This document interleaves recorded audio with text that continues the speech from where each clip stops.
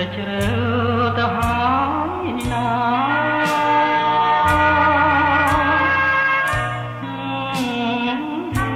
ឈប់យំ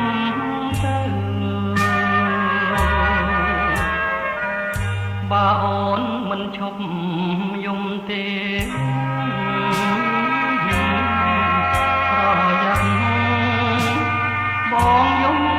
តាមណាតើ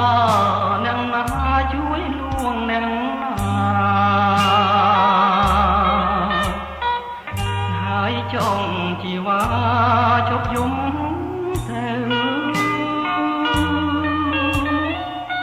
បងខំហើយទៅក្តិចបងចង់ក្តិចត្រង់ណាក៏បានដែរ